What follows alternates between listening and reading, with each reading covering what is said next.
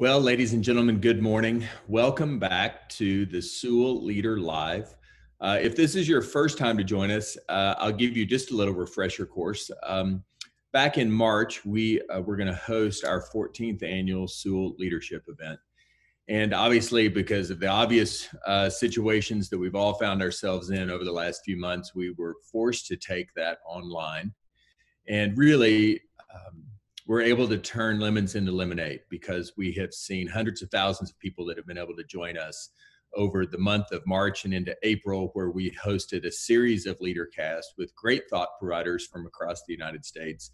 Obviously, we started that off with my mentor, John Maxwell, but in many occasions, we were able to bring back people that had been part of our leadership event over the last decade, including Andy Andrews and David Salyers and lots of great people like that.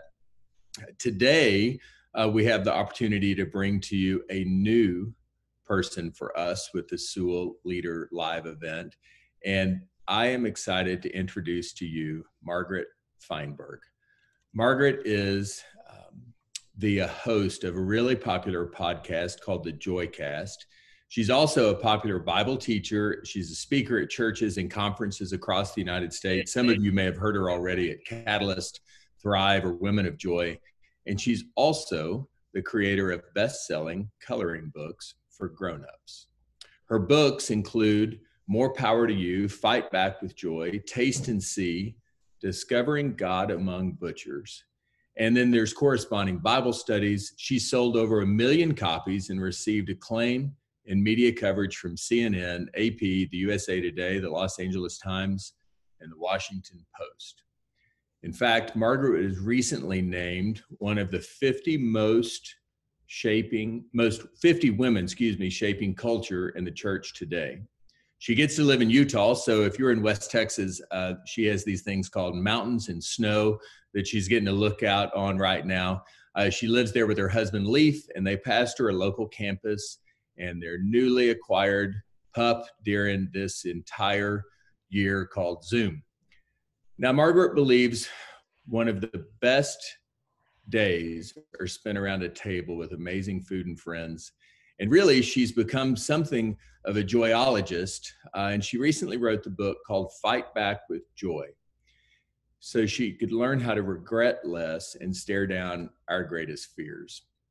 Margaret, welcome. We're so glad to have you with us today and excited for us to be able to learn from you, take some great notes, and really kind of understand, after all that we've gone through over the last few months, what does it really look like to be able to fight back with joy? So welcome. We're so glad you're here.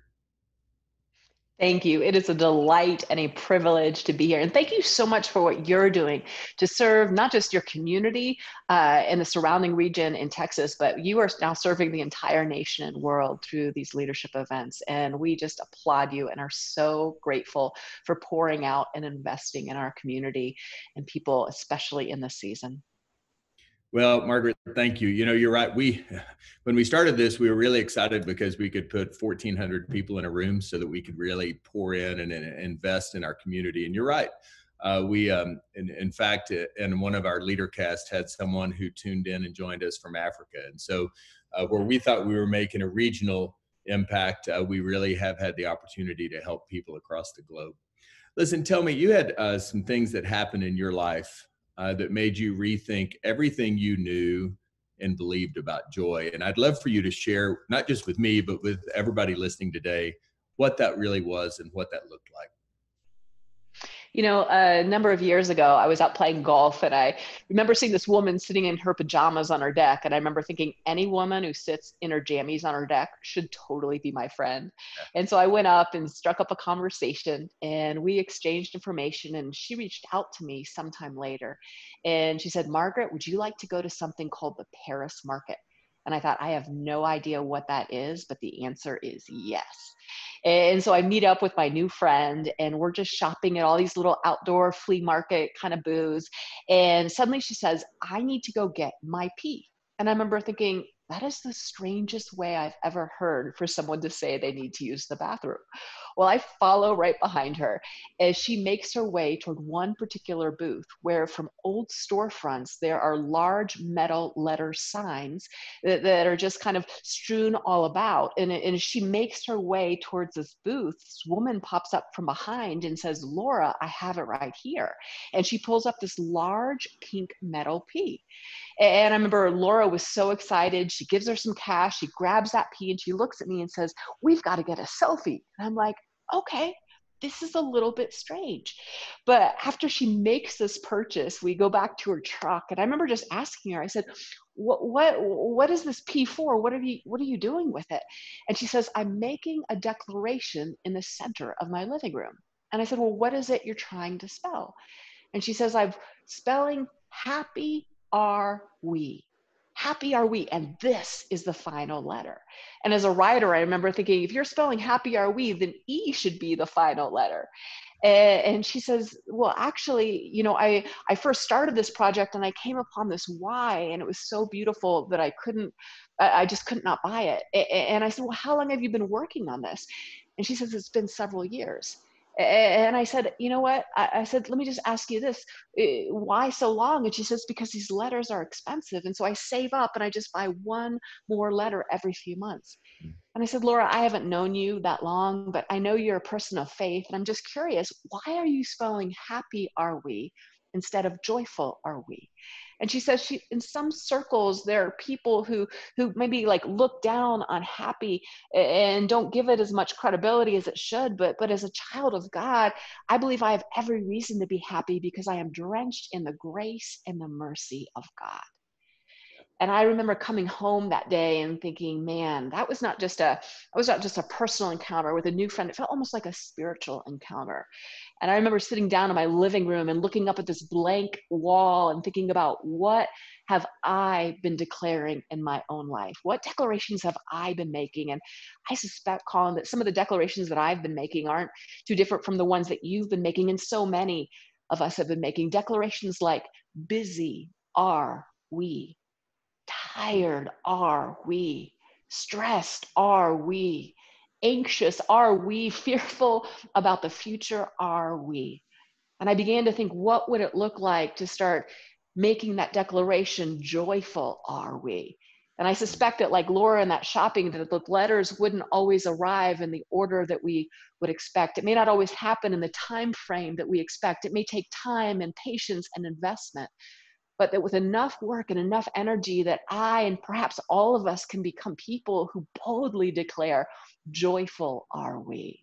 And so what I did is I just took a year of my life and I did more than choose joy or pursue joy. I mean, I went after joy with everything I had. And I was just 2 weeks before turning in an entire book and manuscript on joy, when I remember I reached underneath my arm and I felt a lump. And honestly, first, I thought it was my imagination. I thought maybe if I pressed on it enough times, it would go away, and it didn't budge. I remember going to my husband of more than 10 years of marriage and looking at him and saying, "Honey, I need you to play doctor." And he looked at me and he got a boyish grin across his face. And I was like, "Not that kind of doctor." But he felt it too. I went to the doctor and went through a series of tests. And I remember one day I answered the phone and the oncologist spoke words like chemotherapy, radiation, surgeries. And I remember I just turned pale white. And I remember I just felt so many things in that moment. I felt fear and I felt anxiety and I felt confusion and I felt numb. And I remember going to my husband and I just looked at him and I remember I never had to say a word, but he just knew. And in that moment, he wrapped me up so tight in his arms. And I knew in that moment we had crossed a threshold through which life was never going to be the same. And I share that because there are some of you right now who have also crossed a spiritual or a life threshold where you're the one who you woke up and you're signing divorce papers and you never thought life was going to turn out like this. For some of you, you're in a custody battle and you never wanted this for you or your kids. For others of you, you are facing the diagnosis. Your business has closed or the finances are in shambles. And in this moment, you realize you too have crossed a threshold through which life is not going to be the same.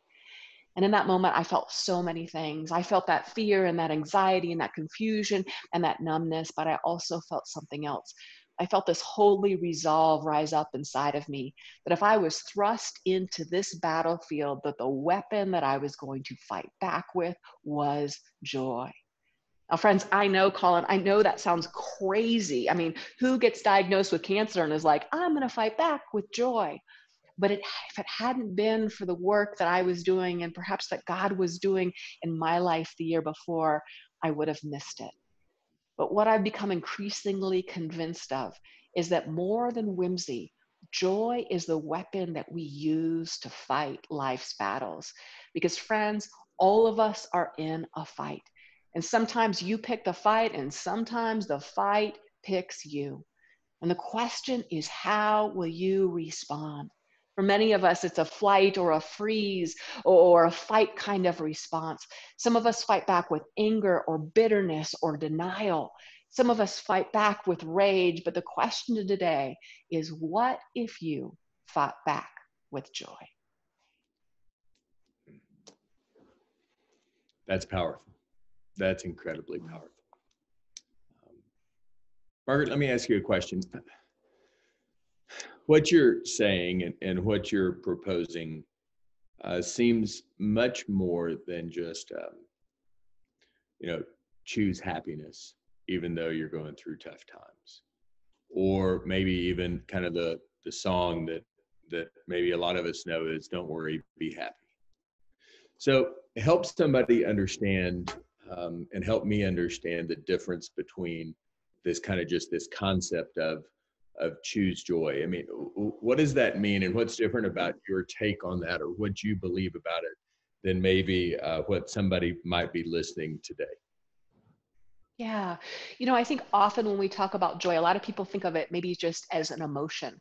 But if you actually research joy, what you will discover is that joy is a spectrum of, yes, emotions, but it is actions and behaviors. So it is something that you can do even when you don't have it. There is this power in joy that it is mysterious in many ways, and that you can even give it away through acts of kindness or generosity, even when you don't sense that you have it yourself. And sometimes in the very process of giving it away, it multiplies within you. I think there is this sense that sometimes we find ourselves having to not just choose joy, but having to act in joy. And so that's why I know in the Fight Back with Joy book, I describe these many, many tactics that we can take to fight back with joy, even when we don't feel like it, even when all the odds seem stacked up against us. And even sometimes the smallest acts can make the most profound differences. So I heard you say joy is more than an emotion, but rather it's an action or a behavior. And we could get to this a little later, but could you give the viewers just an example of what you mean by how you take joy that's an emotion and transfer it into an action or a behavior?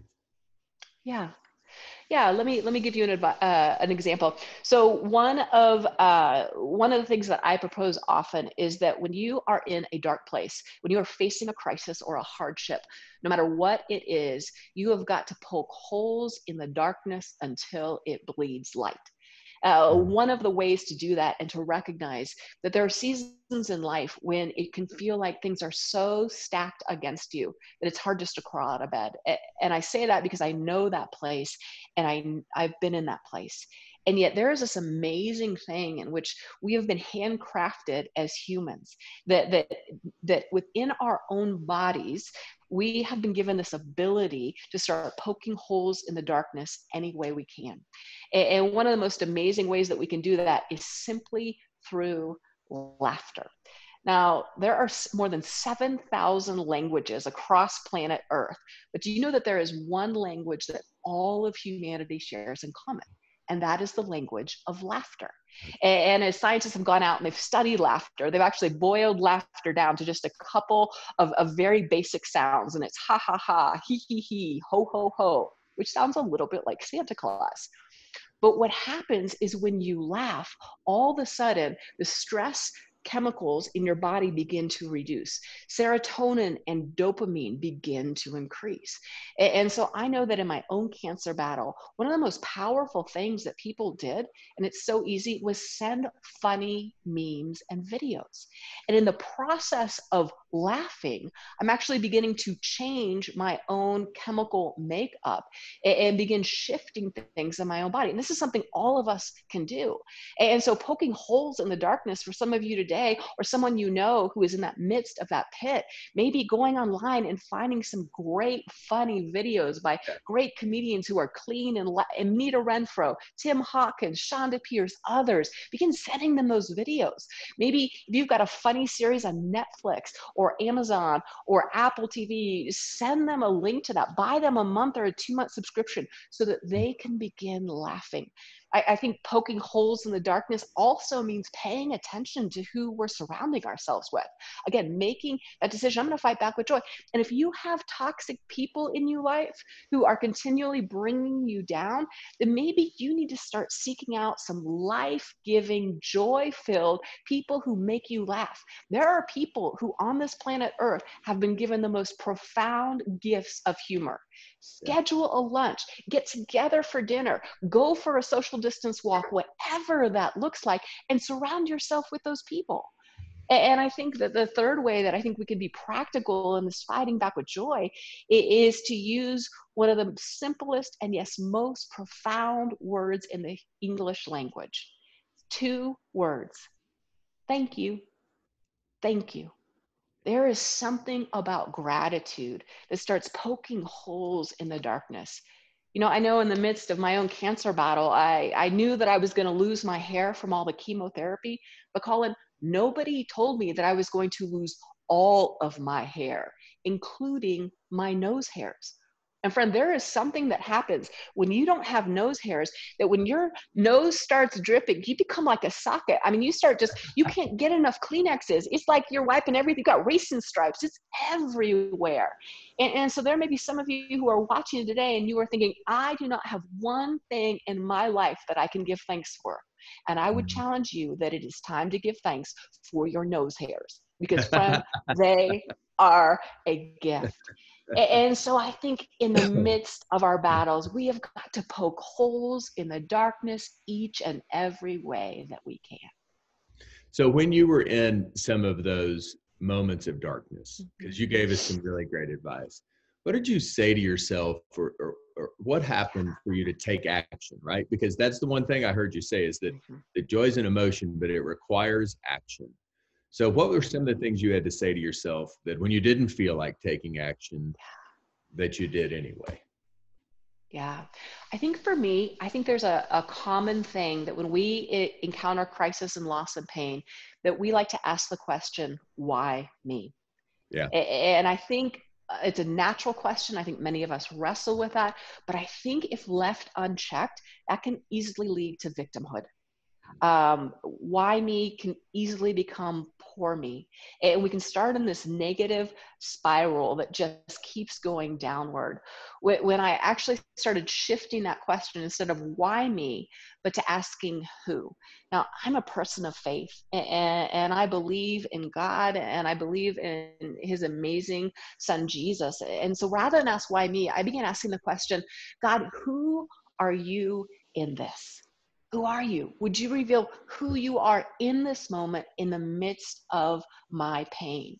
And so to answer your question, Colin, I think paying attention to the questions we're asking and the fruit that that will lead to will begin shifting our posture, where we're not just constantly playing defensive, but we start playing on the offensive and asking questions of how can I grow through this?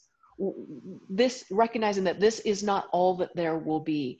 And in the process of that, what happens is we start to nurture resiliency and that ability to recognize that even in this, as dark as it is, as hard as it is, that there are still being shifts being made in us, in our community, in our families, and that there will be grace to get through this one way or another, no matter what the outcome.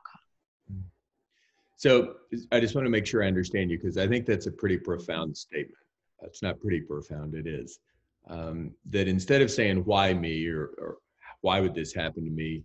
when you start talking about poking holes, you were literally looking for, and correct me if I'm wrong, where is God in this situation? Who's the person that is being God's hand and feet in this situation? Mm-hmm. Is that the way to look at that?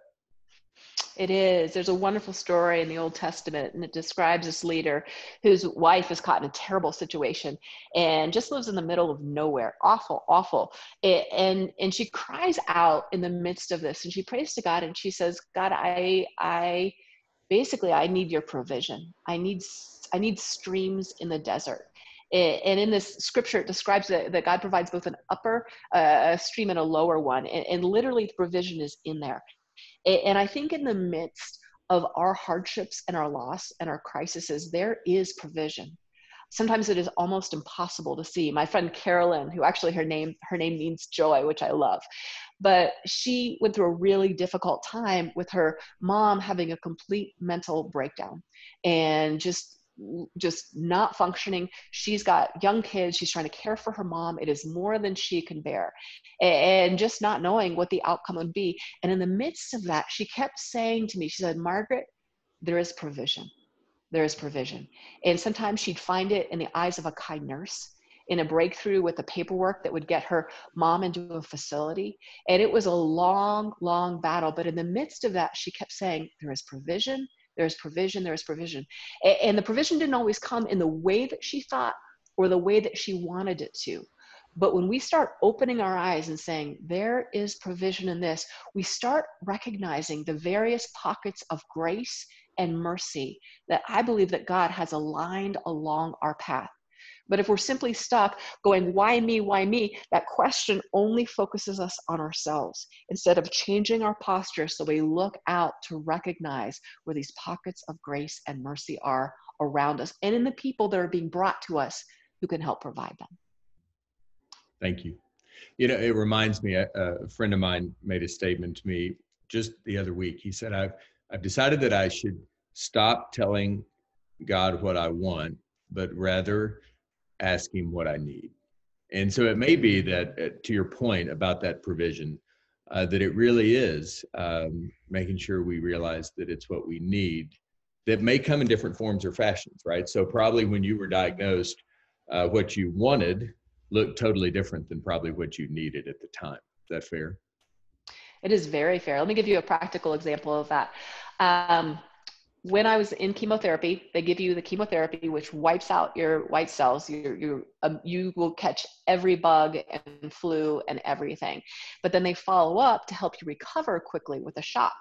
And I can't remember the name of it. But anyway, so I went through and I was just starting out in the second time, I'm in a brain fog. I can't see clearly. And the nurse forgot to give me the shot. Well, I went out living my life thinking my white cells were coming up when they were not at all. And when we found out we missed that shot until the next time, they're like, you're going to have to miss chemo because they forgot to give you the shot. And so that delays the whole process, everything. But in that, I was scared. I was thinking, am I getting good medical care? This is so hard. This is so horrible. But in the process of that, what happened was the oncologist, who usually meets with our patients every second or third meeting, said, I'm going to meet with you every single time you come in because I want you to know that I've got you and you're safe and you're secure. And as a result of that, a mistaken forgotten shot, which scared me like crazy at the time, I formed this relationship with this doctor. And I called her the queen because I felt like, I joke, before her, I will live or die. Like, I need her to be on her A game is what I mean by that. That's right. And she took me under her wing. To the point that years later, just last winter, she came out and she skied with me here in Utah. And that never would have happened without that mistaken forgotten shot. And so I think sometimes we look at something and we go, that is terrible, that is awful, not realizing that good may still come out of it.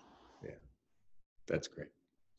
Listen, you made a statement a little bit ago, and I jotted it down. It says, sometimes we pick the fight, but sometimes the fight picks us. Sometimes we pick the fight, we go into the challenge, but sometimes the fight picks us.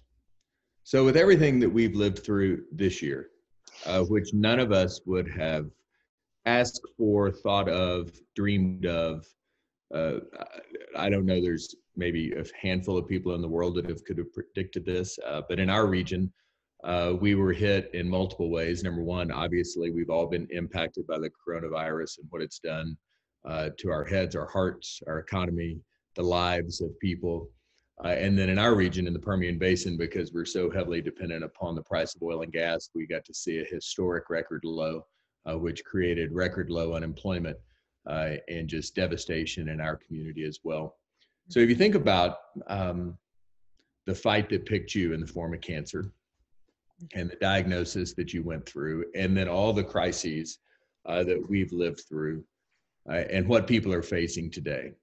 Are there any similarities, or are there anything that are common in these fights that we should be aware of? Because if we know what's common, then potentially we know how we could also handle that regardless of what comes our way. Mm-hmm. I think that crisis, pain, suffering, and loss, that sometimes there is this temptation to compare and contrast. In cancer world, it might be, well, so-and-so is this stage and so-and-so is this stage of cancer. Or, this person lost their job, but in this family, both, perhaps if it's a couple, both lost their, we try to compare and contrast to make sense in our brains. And I think in the midst of that, we have got to resist that and recognize that as humans, when we are cut, we all bleed red, and that pain is pain, and not to minimize anybody's pain, not to marginalize, and to walk with grace, recognizing that sometimes people's loss, it may seem like they're having a disproportionate response to a loss, but often that one point of grieving is opening up so many other points of things that have never been grieved well. A practical example, my dog died in COVID. Now, in the big scheme of things, that's not really a big deal. But I grieved heavily because it gave me permission to grieve so many other things that I had lost. It was the and so if that's fair. It was the outlet almost for that. Yeah. And so I think throughout COVID and in cancer, we're being given permission as an American culture who often there is not, even in the church world, even in, we often just we kind of put a smile on things. We give the Christian F word, everything's fine. But all of a sudden we're given permission to grieve things and other pains in our life. And in many ways that is healthy. And that is good.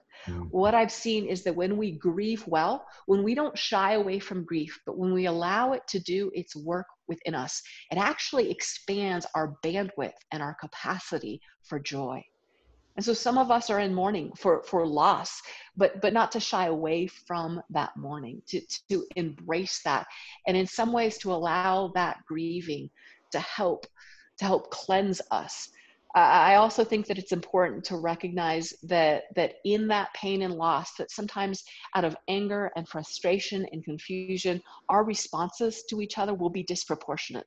There may be a biting tone in somebody, whether you're at the grocery store, whether you're on the receiving end or the giving end, and to walk with high levels of grace and compassion. Whatever you have been yelled at for this week, I love you. It's not about you. It's not about you. That's right. There's so much going on in each of us, and to not take that personally, but to recognize, you know what, I'm just going to let that go. I'm going to be like Teflon and just let that slide off, because clinging to it in this time is not going to do any good for you.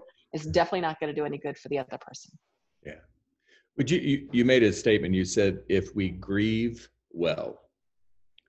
So are there some, is there some advice you would give people this morning when we talk about grieving well? Because I think I've said time and time again that all of us have been impacted this year. And some people are handling it really well. Some people are covering it up really well. And some people are not handling it well at all. So any thoughts on helping all of us understand what grieving well looks like? Absolutely. I would encourage any of you to, first of all, if you have the ability, to seek out either a counselor, a therapist, psychologist, psychiatrist, just to help have a point person in your life in order to help you process what you're grieving and what else is coming up in the midst of your current loss and battle. Because the battle scars of the past become very present in the battle of the present. Mm. But I think that as far as grieving, I know one practice that's been incredibly helpful and just super simple way to fight back with joy, because again, we're going to grieve well to have and to experience more joy, but is to find two stones. And you can go out and pick them anywhere. You can pick them out of your yard. You can pick them out at a park, anywhere you find them. And you take two stones, and one you will pick and you will call grief, and one you will call gratitude. And in the situation you're in, to identify what is the grief, what is the sadness, what is the pain, what is the disappointment, what is the cry out of your heart that is just, maybe you've never even said it to anyone before, and to say it out loud, and to identify what are the griefs, where do they come from, and then in the other hand at the same time to recognize what are the places of gratitude that you can have even in this. And friends, it may come down to the fact that you have nose hairs, you know, that you've still got fingernails, that you might still have a few blades of hair up top your head, but to recognize those gratitudes. And often what's going to happen at first is there's going to be a whole lot of grief that comes out. But as you recognize that and you begin to process that, you'll also hopefully be able to discover those graces and those mercies and those places of gratitude, even in the midst. And it is a powerful process to simply help grieve. So we just had a question come in, if you don't mind, on grief, Yeah. because that's really great advice, Margaret. And the question is, do you have any advice on how to grieve with others when everyone grieves at a different pace? That's a great question. I love that question. I think that we all do grieve at a different place and a different space. And so looking for people who are in the same space, often grieving the same thing, can be incredibly helpful. So I know in cancer world, I could relate better to other cancer patients because they had sat there in radiation. They knew what it was like to have their skin peeling off. They knew what it was like to lose their taste buds. They knew what it was like for their toenails to fall out. And so I could have conversations with them that I cannot have with somebody whose maybe spouse has passed away. And so I think that's really important. And that's why also looking for somebody, a counselor, can also be helpful in that, because you can speak freely without any judgment. But look for someone who's experiencing the specific grief that you are, and maybe even a little bit further ahead of you, and then also find somebody a little bit behind you. And so as you are reaching forth toward health in your own life, you're also helping to bring people up behind you and to pour into them. And again, as you receive, but as you give, you will find your capacity for joy expanded. That's great advice. That's great advice. Thank you. You've talked about your battle with cancer, but obviously in the midst of this, as you shared with me, you had another family member that was diagnosed as well. So would you mind sharing that with us? Yeah. You know, about 90 days after my own diagnosis with cancer, my dad was diagnosed too.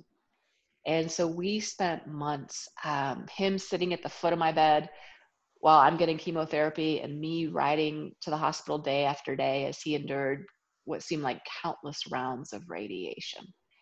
And here I am, as sick as a dog. I'm looking at my mom. They've only got one child, me. I'm watching my mom, who has to face her husband of 46 years of marriage and their only child battle cancer side by side. And it was so dark. It was awful. And in the midst of that, I remember thinking, you know what, even in this, I'm going to remain suspicious that God is up to something good. And I remember my husband looked at me and he goes, "What do you mean, remain suspicious that God is up to something good?" And you grew up in the church. If you go to church, sometimes people will say something like, "God is good," and everybody in the audience will recite, you know, "all the time." And then somebody will say, "all the time," and people say, "God is good." So why are you remaining suspicious? And I felt like I had to put on my night vision goggles. I had to become that person who was looking above every branch, under every bush, and every nook, and every cranny for the goodness of God. Because I believe that when we are those people who look for that goodness, we will find it. But if we stop looking for it, we will lose something that is so foundational and essential to all of us. And so that foundation and that belief, God is up to, it's just something I clung to so tight. And in the midst of the pain, in the midst of the suffering, you know what? I heard my daddy say, "I love you," more than I had in my entire life. And so what's good, what's bad, we don't always know at first glance. Now, let me be very clear, is good, healthy, and hopefully God-loving people. We are not the people who call evil good or call good evil. The genocide, the human loss, the abuse that has happened around our world and in some of your lives, it is not good. There are people who call cancer a gift. I would never call cancer a gift. Why? A gift is something you want to give to someone else. And I don't want to give this gift to anyone. And so if you think cancer is a gift, just make sure I'm not near your holiday gift exchange party. Yeah. And yet, even in the midst, there are still gifts to be found. Hearing my poppy say, I love you, I mean, whew. And so we are people who I think we fight back with joy when we still remain suspicious despite all the darkness, that God is up to something good. Yeah, that's awesome. So in the midst of your chemo, as we were talking before this, you kind of talked about being a flunk out of chemotherapy. And so I thought I'd kind of love to hear that and share with all of our viewers what that looked like and how you got back into class, maybe. Yeah, the chemo is not something you actually do want to flunk out, but you really don't want to flunk out. It's like, oh, I don't know. There was one particular medicine, and they said, there's a certain percentage of the population that are allergic to this, and that they instilled it the first time. They watched, and sure enough, my throat was closing up. Doctors rushed the room, cleanse it out, and they say, go home. And we're going to try a little bit lighter of a dose and bring you back. And in that moment of laying there and watch doctors rushing a room, and you're thinking, I could die because of this. It was a traumatic experience, and realizing that I had to go back again. It was more than I could do. I'm beaten down. My body is so weak. I've lost nails and hair, and I'm sick as a dog. And in the midst of that, I thought, I don't want to go back. I don't want to go back to that chair. And I remember thinking, how do I fight back with joy in this? And I thought, you know what? I had this crazy idea. And I said, honey, on the way to the hospital, we need to stop by the store. And I bought a handful of red balloons. And I remember walking into that chemo ward that day. And I just walked around to different people, and I just said, hi, my name is Margaret Feinberg, and like you, I have cancer, and I really don't want to be here today, and my hunch is you don't either, but can I give you a red balloon? Mm-hmm. And it was so interesting because some people said, no, I don't want a red balloon, but I'd love a hug. Or there would be a mom and a dad and their little kid there, and I'd hand the little girl, and she just was thrilled she got a red balloon. And I remember I went around to every single chair in that chemo ward that day, and by the end of giving away those red balloons, giving away a joy that I did not have, poking holes in the darkness, fighting back with joy, I had the strength to sit in that chair, to receive the chemo, and to be honest, again, be allergic and flunk out. And I share that because I think we want every story to end with a happy red bow, and sometimes they don't. But even in the midst of that, to say, man, there is a way, and even if it's just buying a few dollars worth of red balloons and giving it away, in giving away the joy I did not have, my own capacity for joy and strength was increased. And I think it can happen for all of us, even in the most simple ways. Because I think it's fair to say that, even sometimes we give what we don't have, and it's been said that you're not able to give what you don't have. But in this case, you're saying that if you give joy, that it really does work like a boomerang and can return to the giver. It's pretty amazing. It's like this thing that you stuff it in and you pour it out, but then when you put it, if you take that container, you put it back in, like there's more. Yeah. It is a miraculous provision. It does not make sense. But for some of you who are watching and you are in the midst of that thought spiral, you are watching, you can barely get out of bed. Maybe it's you or your spouse. If you can try to think of just one simple act of kindness, it may be sending a text. It may be writing a little card. It may be buying just a tiny bouquet for someone. But even in the midst of your own grief, if you can do that for someone else, there is something that starts to happen and to shift inside of you that is powerful. Yeah. Thank you.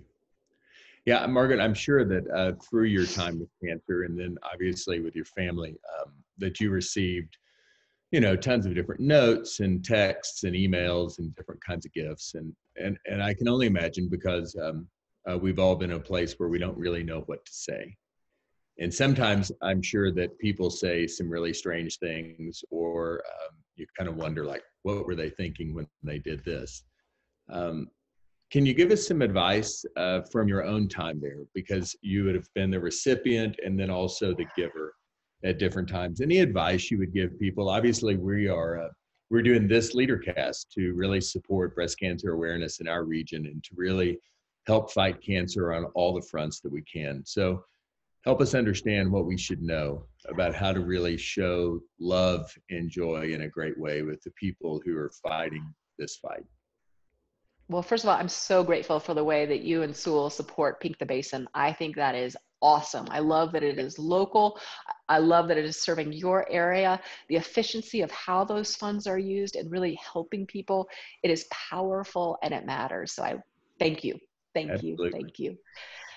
I remember, first of all, I remember, people trying to say really well-meaning things, but sometimes they hurt or maybe weren't helpful. I mean, I cannot tell you how many people came up to me and said, my cousin, my aunt, my sister had cancer and they died. Okay, that was the last thing that I need to hear. I was like, or I had a well-meaning friend and he said, I just want to let you know, I know exactly what you're going through because my dog had cancer too. And I remember thinking, that's rough.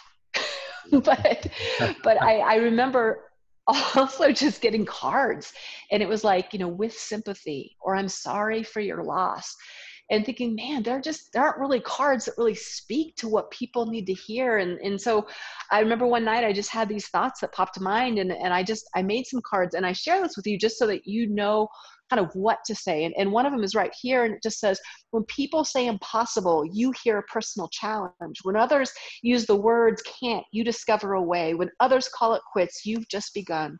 Life is messy, yet you're still holding on, holding strong. Brave, brilliant, beautiful you.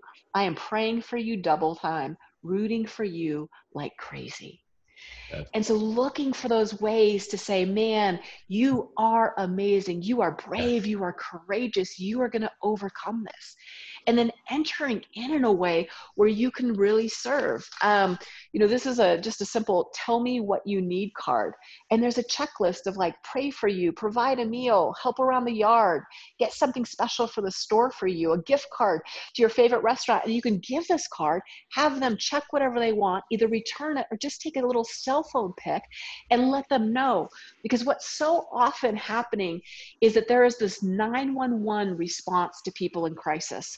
Yeah. And so people show up with the casseroles and the cards, but often, 2 or 4 or 6 or 8 weeks later, it's like there's no one around. And often that's when the voices of darkness and discouragement slip in and make you feel like you're the only one, you're all alone. And so if you want to reach out to those with crisis, number one, recognize to take a long-term perspective. Yeah. That continuing to reach out as the weeks and the months go on is really important because most people are going to peel back. I think secondly, it's like this card showing up with practical things. People would say, and it was well-meaning, but they would say, I will do anything for you guys. And I'd like, well, are you willing to sell your house and come pay for all my medical bills for the next 10 years? And what we realize is we don't really want to do anything. We want to do something. But when you say, tell me what to do, the problem is their needs are changing around the clock. And so if you will show up to somebody's life in crisis and you will say, I've got 3 ways I can help you. Number 1, I can take your kids for a babysitting night this week. Number 2, I can buy you a gift card to your favorite restaurant. Or number 3, I can drive you to the hospital. Which would you like? Mm-hmm. All of a sudden, you've taken the burden off of that person who's barely got enough strength to get out of bed and said, here's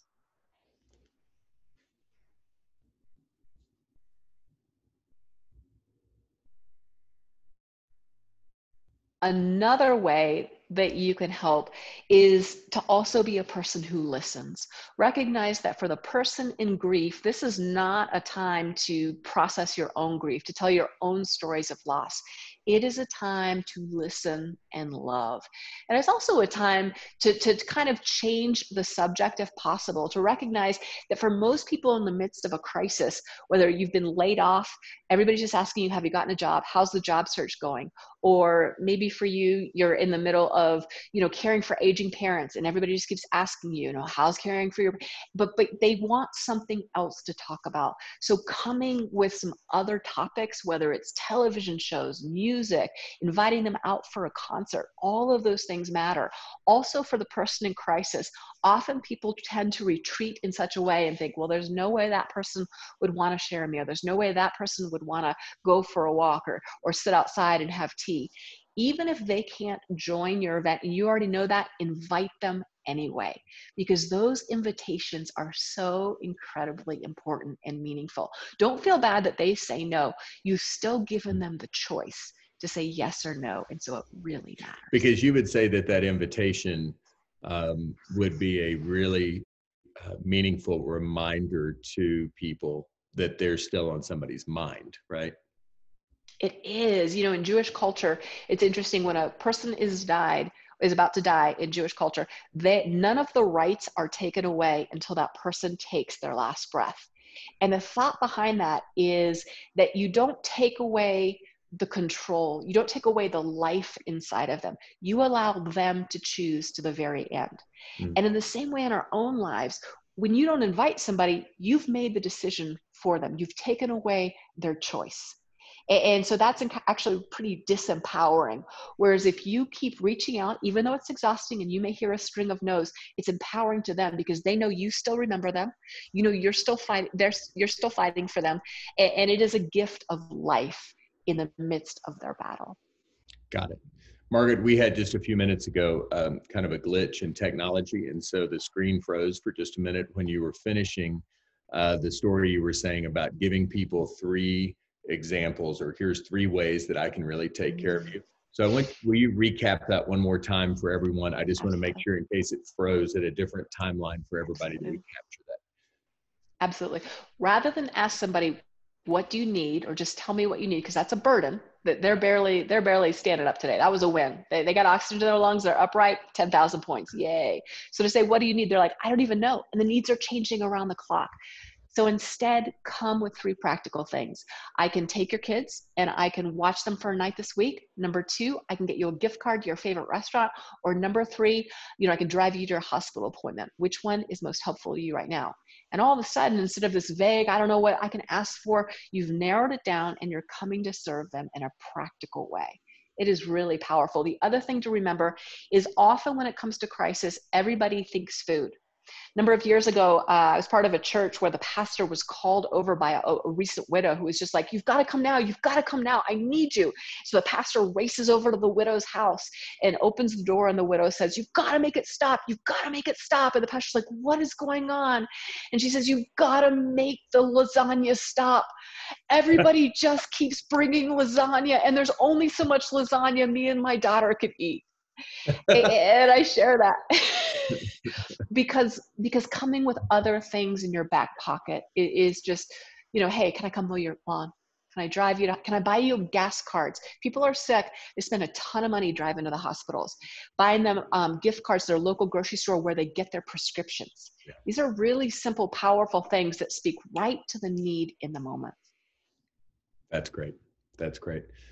Margaret, you've been amazing, and we're about out of time. Thank you for your really thoughtful advice. And I think also, thank you for being willing to share your story with so many people. Because I think when all of us go through tough, dark times, we have a tendency to really not want to talk about it because we'd rather keep it to ourselves. We don't want to be that exposed. So thank you for being willing to be vulnerable so that you could help other people.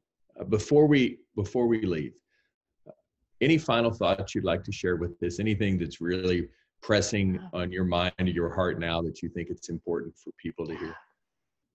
I think one of those powerful things that you could do in the season is put a pin in the fact that God has a hope and a future for you. In the midst of my cancer battle, that crisis became all-encompassing. Often, like now, this pandemic can become all-encompassing. The business collapse can become all-encompassing. The health issues can become all-encompassing. encompassing.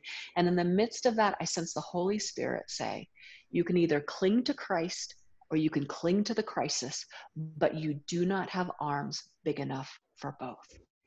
And I remember thinking, man, I want to cling to Christ in the midst of this, but I don't know how. When this is taking up all of our time, all of our energy. And the passage that came to mind was out of a prophet by the name of Jeremiah in chapter 29. And he says this idea that God has a hope and a future for us. And so I began thinking, man, what is that hope and that future that you have? What does that look like when I'm so weak I can't walk across my living room? And I remember looking up at the peach 80s colors walls and thinking, man, what if I went out and got a couple gallons of paint? And so pretty soon we started painting our walls, and all of a sudden everybody in our community and our friends had something to talk about other than the disease. I looked at my husband, Leif, and I said, what do you want to do? You're the caregiver. You got to put a pin in the fact God has a hope and a future for you. And he said, man, I've always wanted to swim Alcatraz. And I remember thinking, buddy, the goal is to stay alive. But you know what? He registered for that race. He began training and he went out swimming, and he went and he swam that race 6 months later. Everybody asking him different questions. How's the swimming going? How's their times? How are you feeling about the race? A different point of connection. And he went out and he swam that race and he finished 4th in his age category. And all of a sudden, we were putting a pin in the fact God has a hope and a future. And for some of you who are watching right now, Colin, you know this, whatever that crisis is, that pandemic, the fear, the uncertainty, the loss, the pain, it has become what you are clinging to. And it is time to start letting go and recognizing what is not what will always be. Even in this, you can fight back with joy. And so I don't know if for you, it is buying a couple gallons of paint and starting to paint your walls. I don't know if it is signing up for some crazy race like swimming Alcatraz. But whatever that is, I want to challenge you to put a pin in the fact God has a hope and a future for you. Margaret, thank you.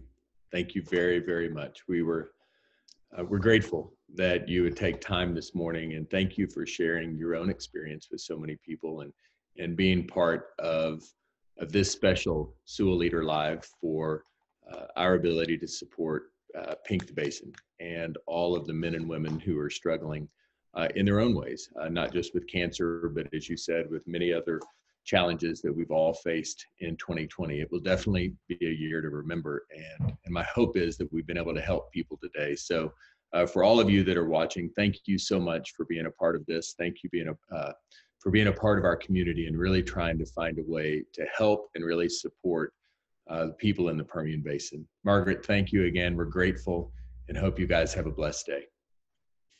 Thank you. So grateful. And just for your listeners, if you want to pick up a copy of Fight Back with Joy, if you go to the Margaret Feinberg store, we just want to bless you. And so if you will use the coupon code Sewell, SEWELL, you'll receive 20% off of that, the gift cards, anything within our store. We just want to bless you and make resources available in the midst of your crisis to be able to fight back with joy. That's great. Margaret, thank you. Have a wonderful week, okay? Thank you. Thank you, guys. Thank you, ladies.